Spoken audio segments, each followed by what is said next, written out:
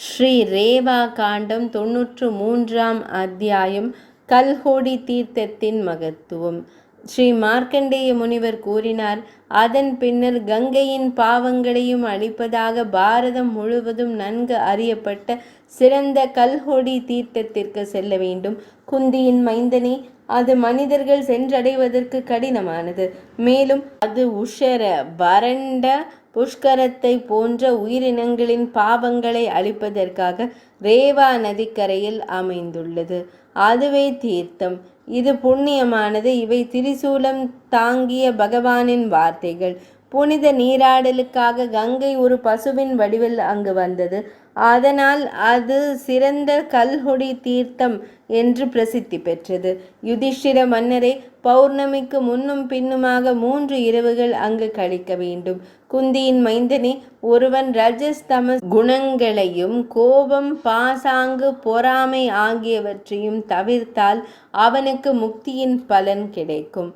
பக்தன் அந்த 3 தினங்களிலும் தினமும் 3 முறை இறைவனுக்கு அபிஷேகம் செய்ய வேண்டும்.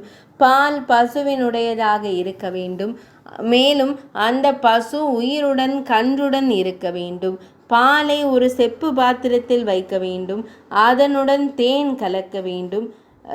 நமசிவாய என்ற மந்திரத்தை பிரணவத்துடன் கூற வேண்டும். சிவனாருக்கு வணக்கம் செலுத்த வேண்டும். அவ்வாறு உச்சரித்து தெய்வத்திற்கு அபிஷேகம் செய்ய வேண்டும். அவர் தேவ கன்னிகளால் சூழப்பட்டு சொர்க்கம் செல்கிறார். அந்த நபர் முறையாக தனது புனித நீராடலை மேற்கொண்டு இறந்தவர்களுக்காக தானம் செய்ய வேண்டும். அவர் எப்பொழுதும் தன் மனைவியின் மீது பக்தி கொண்ட மிகுந்த தூய்மை உள்ள ஒரு பிராமணருக்கு ஒரு வெள்ளை பசுவை பரிசாக அளிக்க வேண்டும். அவர் என் தாத்தாக்கள் மகிழட்டும் என்று கூற வேண்டும். அந்த பக்தர் சாத்வீக குணங்களை கடைபிடிக்க வேண்டும். அந்த பசு அதன் கன்றுடன் இருக்க வேண்டும். மேலும் அது ஒரு துணியால் மூடப்பட்டு தங்கத்தின் மீது வைக்கப்பட வேண்டும். அத்தகைய கொடையாளி சம்புலோகத்தை அடைவார். 93ஆம் அத்தியாயம் இனிதே நிறைவடைந்தது.